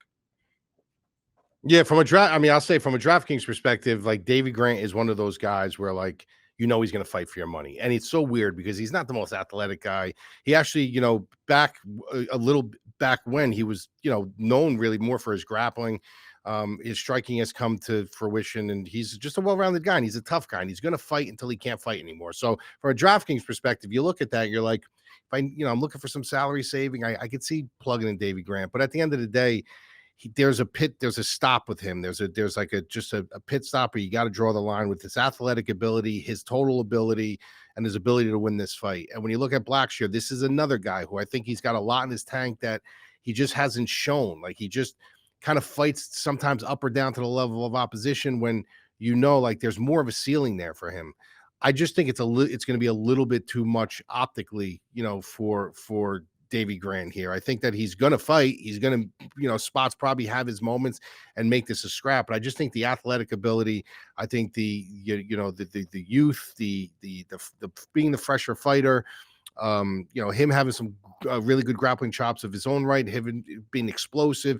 I just think Davey Grant's going to be behind it in this one. Like you're going to notice that Blackshear's getting to the spots a little bit quicker. He's getting in first and out first, So I do like Blackshear in this spot. Yeah, and I would say Davey Grant's usually a good guy for those point spread bets that you'll see me and Mike get cheeky with in our own ways. However, what would turn me off from that in this fight is that Blackshear showed a real step up in his striking his last fight or two, a real step Yeah. up.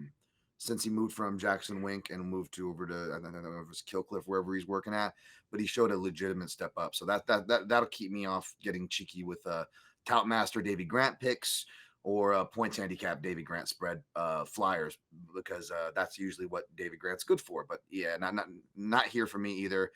Give me Blackshear probably by decision, and I don't know if that number is going to be sexy enough, and you will be butt puckering the whole way.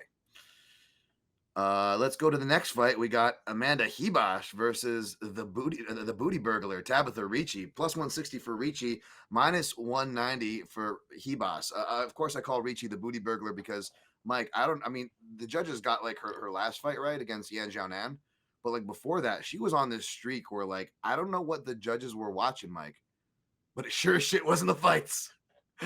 Yeah. What are your thoughts on that and this fight? Yeah, listen, Tabatha Ricci, she's smoking hot. Yeah. The thing with her though, and listen, she's a good fighter. She is a good fighter.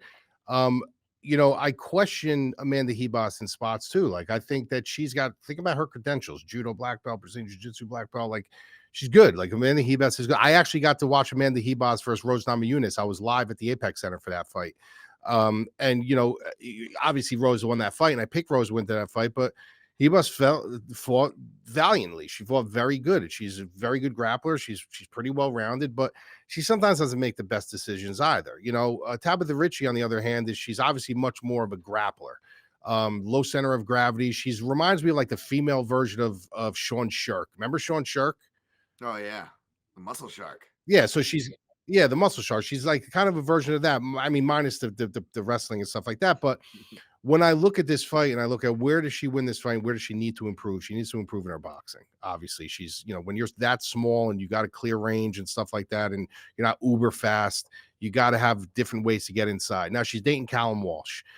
Callum Walsh is an up and coming Irish boxer, really good boxer. I saw him live as well, fight in Long Beach not too long ago.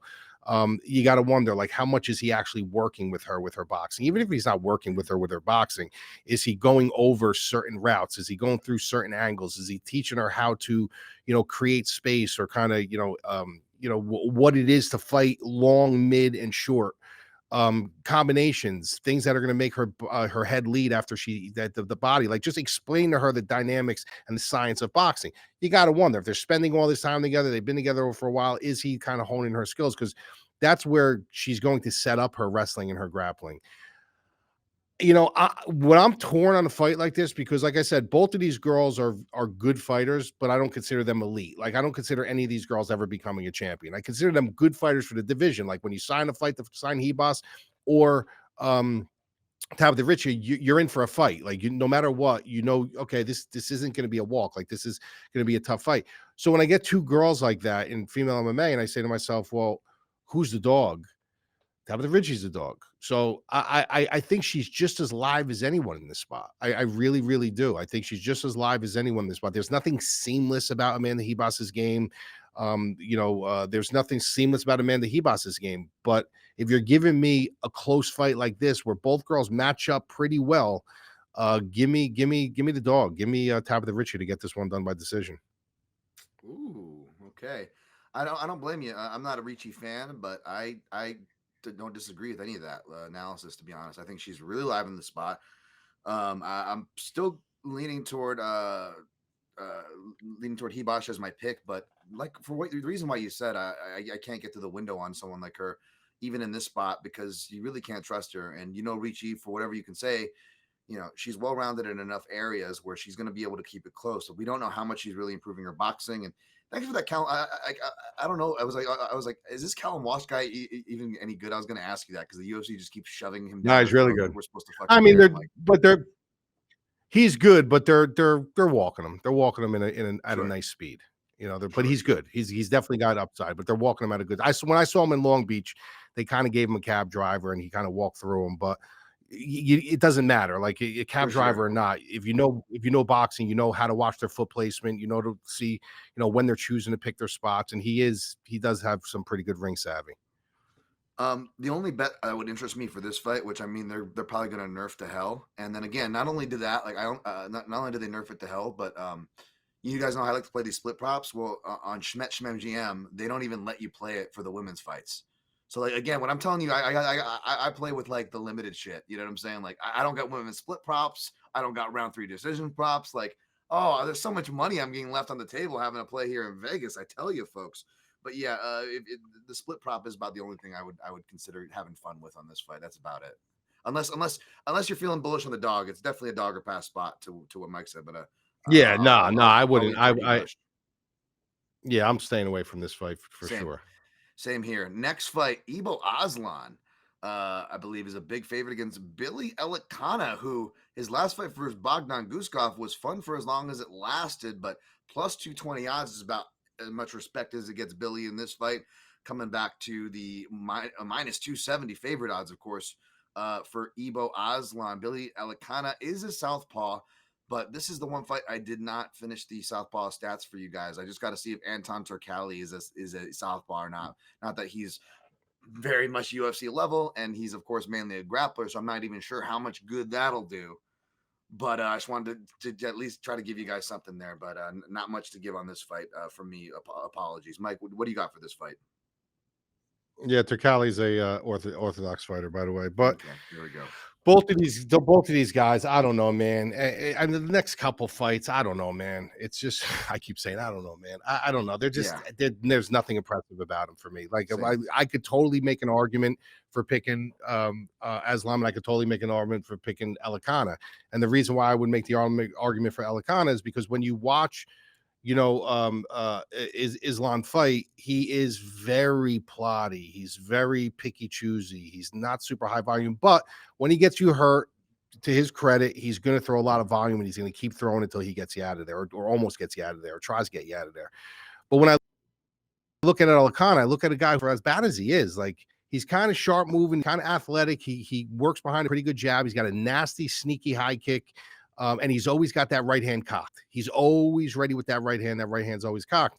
So I look at that and I'm saying, well, if Aslan's gonna just plod forward and allow this guy to dance around the cage in a larger cage, let him work his jab, because the one thing he does do good too is he really dictates range really well. Like, he's not a good fighter. I'm not sitting here saying Alekana is a good fighter, because he's not. both of these guys, I don't think even belong in the UFC. Like the next fight as well. But he does do some things well. You know, he does where Aslan has the good finishing ability when he gets you hurt. Elekana's got a couple attributes. Like he works behind a good jab. He understands range management. He's got a sneaky high kick. He always has that right hand cocked. So it's like I could make an argument for him at plus 220. Like I could totally make an argument for him. Am I going to go near this fight? Absolutely not. And I think you guys would be foolish to. There's a whole card ahead of this that we can have some fun with. Why are you going to waste your bankroll? Like you got to, especially if you're playing with a minimal bankroll, or you know, there's no reason to fuck with some of these fights. Like some of these fights don't even belong on the board. But I mean, I'm gonna lean Elekana. I'm gonna lean Elekana in this spot. I'm gonna say that his athletic ability, his ability to dictate the range and utilize his jab and maybe scare him off a little bit with a head kick or two, optics wise, is gonna maybe lean the judges towards his way a little bit. So give me the dog at plus 220 here. That's funny you're saying this, Mike. So like I'm again, folks, these last three, I admittedly, haven't done my usual due diligence, and I'm upfront with you guys about that, and I make up for it by giving you over on some other fights, right? But this is one where I'm leaning toward the dog too, because correct me if I'm wrong, and this one again, I got to rewatch a bit on both sides, but Billy Elekana, he seemed like he had a hell of a chin on him. It felt like a desperation guillotine, like okay, like nothing's working, body shots, headshots, right? And then Guskov guillotines him in round two. But wasn't it an uncomfortable amount of damage that Elekana was able to take before then? Or am I remembering that wrong, Mike? That sounds familiar. Yeah. Yeah, no, yeah. Like I said, it wasn't a good showing, but if you go through some of his other fights, like PFL and stuff like that, like yes, that was a really bad fight for him, bro. Like yes. when I watched that fight, then I watched like his other stuff. I was like, wow, this doesn't even look like the same fucking guy. You know, so maybe he had a little UFC jitters. You know, maybe it was a little bit of adrenaline dump. Maybe he wasn't ready for the moment. Maybe now he got the L out of the way. And not like I said, I'm not saying that he's good, but maybe he'll be a little bit more fluid with his movement and stuff like that. So if you're giving me that plus 220, if you had to put a gun to my head and I had to choose, I'd probably go to the dog. But guys, do yourself a favor. Just enjoy the fight. You know, if you're DraftKings and you're playing and you want a little bit of a sprinkle on a dog to open your lineup a little bit, I don't even know if I'd do that. Like, I think I would just stay clear of the next couple fights. Yeah, that's not bad advice at all. But I will say what's going to catch my eye is Elekana round two, because again, you just got to survive with a guy like Aslan, right? It's not so much that you have a submission game or not. It's I mean, like, oh, he's a striker and his losses are by submission. You can get tunnel vision by that, but the real dynamic here is round one or bust. And you guys know I don't like round one. I'm going to call this. I'm going to make a bold proclamation. Go. If Elekana misses this, if Elekana wins this fight by finish, it's going to start off or finish with a nasty fucking head kick. I like that call, and I'm going to call round two. I like that plus 1100. I could probably get it for a little better, but I may throw that in a round robin. That's a perfect round robin piece. It's a dumb high number, but a dumb high number with some logic, because that round two is going to be extra. That's going to be his hot round. If he doesn't get iced in round one, if neither gets iced, that round two is going to be a hot round, because you're going to have hurt. Yeah, because I could see him. I could see him. I could see him blinding him a little bit with his jab, setting it up, and hitting him, you know, catching him with a sneaky high kick, head kick, and then, you know, putting him on Queer Street and finishing him off with that cocked right hand. That, like, if he finishes him, that's the way I see it kind of playing out. And by the way, Elekana beat really good guys out of my gym. I know, didn't get the best rap. You know, he toward the end of his career there, he's now more coaching. But Maki Patolo, Coconut Bombs, he's got to win over him. Yeah, he's got to win over Danny Davis Jr., who is like a WSOF vet guy, real talented. Another coach out of Extreme Couture is more coaching now. But Danny Davis was a wrestler, tall, long striker, real good welter middleweight. So he's beat really good guys, and even the guy he lost to, Daniel Compton, was a split over in LFA, I believe. And Daniel Compton's only like I think, or Daniel Compton, I should say, has beaten good guys. I mean, the one guy he lost to, I'm sorry, beat really good guys. Daniel Compton beat guys out of my gym, I should say. So it's not even the worst loss outside of the UFC for Elekana. But yeah, we're leaning toward him. All right, let's get the last two fights of these down the batch. Going to the next fight down. We've got Muhammad Yahya, and he's an underdog despite fighting on somewhat of home soil against America's Steve Nguyen, who is going to be your favorite, coming in at minus 350. Of course, Yahya, the comeback for his underdog price, plus 270 for you. They don't know if this is going to be violent or not, Mike. The over is 2.5 rounds at minus 115 with the under 2.5 minus 105. Between the totals and between the money line, it's almost like a stay away, but I don't disagree with the favorite. I like Steve Nguyen. I covered him live on Contender Series. I think he's the more well-rounded fighter. He's got a bit more depth. But that being said, this is a lower level fight with all due respect. How do you see this one? Yeah, they got 4 things in common, these guys. They're both 145. They both got a 73-inch reach advantage. They're both switch fighters. And the last thing is they're both good for nothing. They're literally good. These guys do not belong. Yes. Right? They do not belong in the UFC. But I do agree that I do agree with the side. I do. I think he's the rightful favorite, Stephen Nguyen. But this is another fight, guys. Like, I wouldn't fucking go near parlays with this. This is a fight that you just like. It's almost like you get into the arena, you got to take a shit or a piss, or you want to grab a beer. You're doing it during this fight. You know what I mean? So I'll go with Win, but I really can care less. Yeah, this is why, guys, this is why I played, these big props of like Yan by decision, 2.5 units, because who is I going to parlay Petr Yan to? A minus 500 Carlos Leal or a minus 210 Nikita Krylov were literally my best options. And those aren't great numbers or great options. But I'm going to take the favorite and stay the hell away from this fight. Not much to say. Let's wrap it up with the last one. We got Martin Buday, as Michael Bisping likes to say, Martin Buday, who is one of the 3 David Harbour from Stranger Things clones floating around the UFC. He faces and welcomes Marcus Buchecha, of course, the Brazilian Jiu-Jitsu multiple world champion, making his not his MMA debut, but his UFC debut, minus 300 they're giving him, whereas the tenured buddy Buday plus 240 for the David Harbour clone. What do you got for this, Mike? I didn't dive too deep into this one, to be honest. Yeah, well, when you look at this fight, I always get nervous when you get these guys that come in with these super high pedigree, like grappling credentials, and I mean, it's scary because a lot of these guys that are really, really high end grapplers, they have zero striking, or it takes them fight after fight to really get like serviceable striking. And sometimes it's overshadowed because they're grappling so good, and then you look at their striking, you're like, wait a minute, this is fucking insane to watch. So when and you're looking at Buchecha as a guy who's got fucking grappling credentials coming out of his dick hole, like his credentials are crazy, right? And you look at Martin Buday, you're looking at a guy though as an MMA fighter, as a fighter, he's not horrendous. Like, I don't consider Buday like a horrendous heavyweight. I consider him not good, but I don't consider him like, I've seen a lot worse, I should say. Tough, gritty.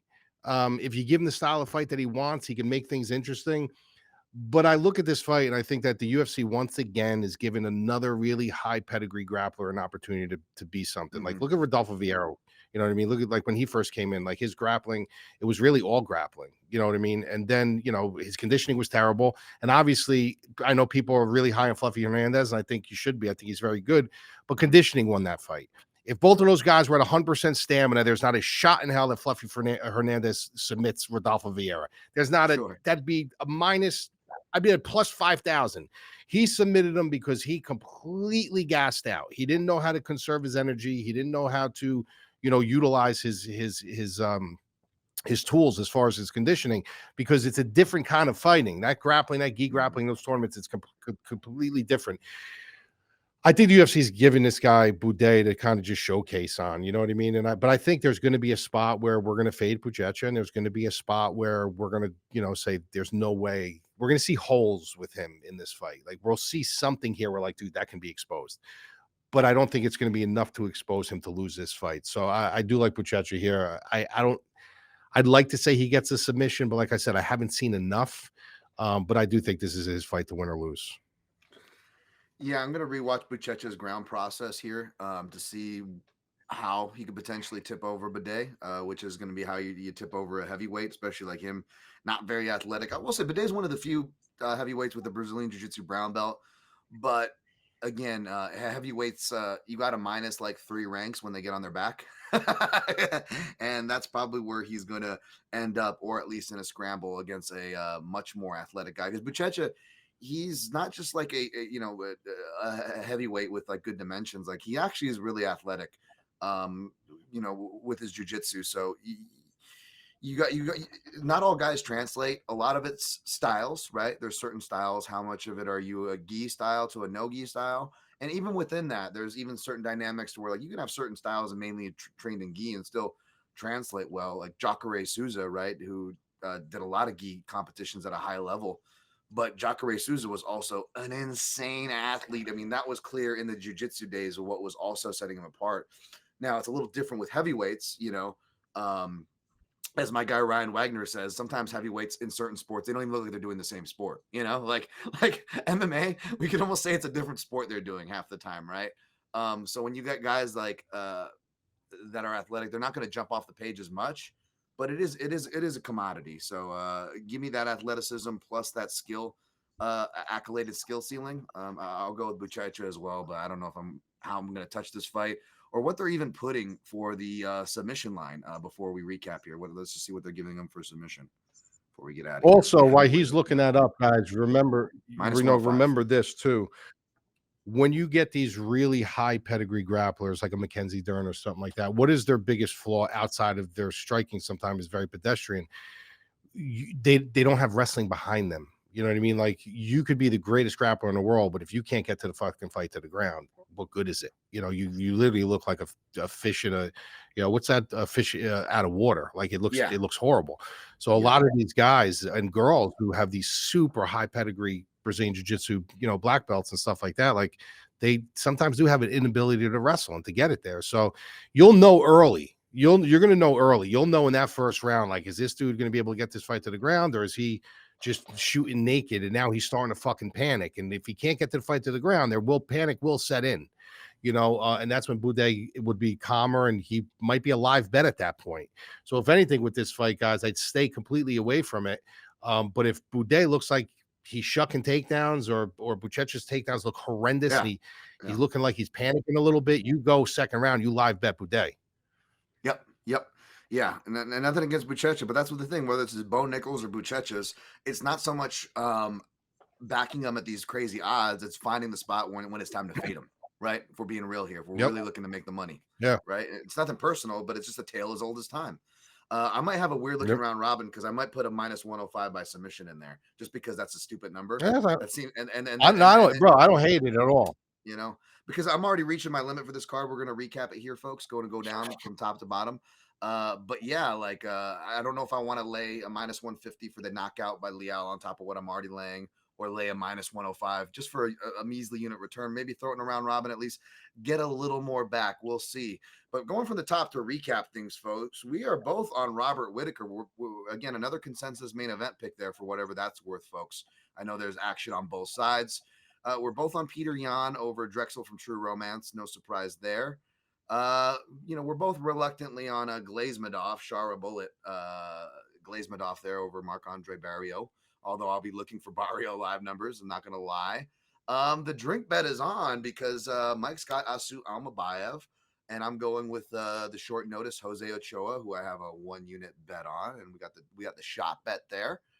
So we'll have double payoffs one way or the other next week for you guys. Nikita Krylov, we're both picking. Perhaps I should be more confident like Mike is, and especially with what else is on the board. Krylov probably is one of the better favorites, which says something. And we are both on another consensus underdog. Ooh, so who's gonna be the Benji boy underdog? We technically got 2. Let's go with Saeed because we're more confident on the Saeed one. How about that, Mike? How does that sound for the Benji boy underdog? I like Saeed. Yeah, I have that picked already. Saeed, yeah. Let's go. He's the Benji boy underdog of the week. There we go. Carlos Leal, we're supporting that big favorite by knockout. No surprise there. We got love for Davey Grant, but hard to find an angle for him there. We are on Blackshear. Mike's got another dog here in Ricci, and she is a live dog, live enough to keep me away from Hibosh plays, but I am leaning toward Hibosh. No shot bets there. We're just kind of on opposite sides. And maybe just as reluctantly, we're on opposite sides. We're reluctantly on the same sides for a dog and Billy Alenka, not rushing to the betting window, but we both are leaning toward Billy over Ebo Aslan. Back on the favorite train with Steve Nguyen. We want nothing to do with Steve Nguyen's potential win. And we are both picking Buchecha, but it's heavyweight MMA. You could have some live betting opportunities, like Mike pointed out, for Buday, and I might make some submission plugs for some buy low spots because it might not be the time to fade Buchecha as of quite yet. Mike, anything you want to say before we get out of here, and before I recap my? No, we got to do our parlay yet. Oh yeah, let's do that. Okay, Dogger Pass parlay. Let's do that, but listen, we don't have to push it to 4. Okay. Or we don't have to have 2 dogs and two favorites. Let's really try to hit one, because sometimes we push it. So we'll put the dog in there as Saeed. Do we both agree on that? Yeah, let's do that. Saeed. Perfect. I like that. All right, Saeed. All right, now I got 2 favorites. Okay. And that I like both of them, but I'm gonna let you choose. It's either going to be Krylov at -192. Yeah. Or Almabayev plus 3.5 at -195. So he can lose, but he's going to win a round. I like Krylov. That's my I like that side a little bit better. Let's go Krylov because it's more available, and then we don't have a dissension pick in there, and it's more available for. All right, so there's plus 219. Okay, there's plus 219 with that. Yeah. So, You know, I'm tempted to just pick the Whittaker money line, but I don't know if that's too sexy. Not sexy enough, but it does give us a chance to hit. Plus 416. Damn. Wanted to get closer to plus 500 at least.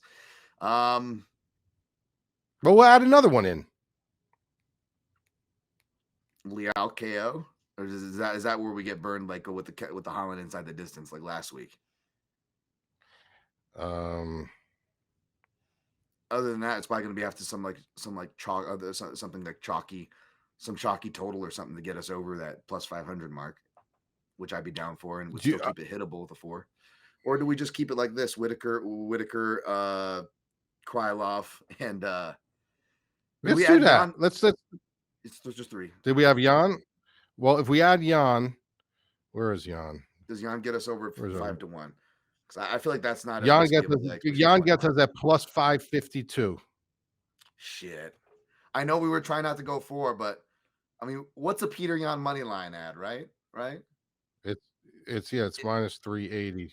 If something fails on there, is it going to be the Jan leg? I don't know, but let's give it a shot. Let me check one more thing though. If we add another oh no, we did. Okay, we did it. Let's do that. Fuck it. Let's do that. Right, let's do we'll that. do Saeed Nurmagomedov, Nikita Krylov, Robert Whittaker, Petr Yan. You're looking at, depending on your book, plus 550 and north of that. Yep, and then I'm gonna see what I got it for right here, and be sure to post that, and I'll post the round robin on the YouTube comments, Mike. So check the YouTube comments for our posts there. I got. Let's see, what did I get for this parlay? I get 5 plus 586. Wow. Okay. All right. So there you go. Yeah. Depends on your book. $20 I don't want to see again for 117. 17 is a lucky number for me. Got it tattooed on me. I like that omen. It's locked in. I like it. I've also got Whittaker money line minus 140, 2.5 units. Whittaker by KO plus 180 with 1 unit. Jan by decision minus 150, 2.5 units. Gonna look to sprinkle round 3 and or put the round 3 in the round robin for some hedge out there. Ochoa minus 105, 1.05 unit for a 1 unit return. And Saeed, the Benji boy dog of the week, finish only minus 150, 2 units. I'll probably have the money line untracked because I can't play that finish only line at other places. And we'll have exposure on them either way. As far as the round robin goes, I'll probably be looking at that Elekana round 2, like plus 1,100. Got around the plus 1,000 for Petr Yan round 3, and that could justify like a low number minus 150 Leal KO or a lower number minus 105 Buchecha sub, so that we're at least locking in those potential payoffs there, and perhaps a little extra ducats if they pair together. Take it. It's gonna be a weird round robin, but that's what I'm thinking, Mike. All right, good. I like it. All right, folks. You can follow Mike at Madlab MMA. Make sure you check out his plays. Hit that promo at the madlabmma.com. Thank you, Dayton, for being right on with all the video cues. Look at that right on the screen. Promo code Madlab. Bro, he's fucking. Bro, he's like He's the man, dude. He's like an assassin behind those fucking sticks, dude. Look at him. Yeah, I'm trying to get used to like following Dayton here instead of like having my own weird thing where I'm getting thrown off because Dayton's fucking spot on, man. He is the man. And again, follow me at Dan Tom MMA on all social platforms. Substack if you want to get a peek of my fluid doc picks about 24-48 hours before fight day, before I post that day of fight day post that I do on Twitter, that picks and plays movie gift theme, which is pretty fun. I don't know. Maybe I'll do a little bit of Oz because we got Saeed. You know what I'm saying? I don't know who's Schillinger in that case, but either way, we're gonna have some fun. So keep it locked to us there. We'll see you guys next week. Good luck in your picks and plays, and always protect your neck.